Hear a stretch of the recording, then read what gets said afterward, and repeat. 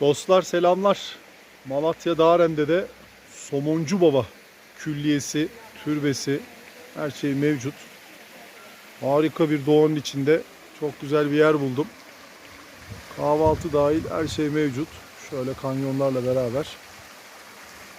Şöyle arkadaşlar akan ırmağımızı da tekrardan göstereyim. Kahvaltı yapıp mola verebileceğiniz muazzam bir yer. Tavsiye edilir. Fiyatlar da çok uygun.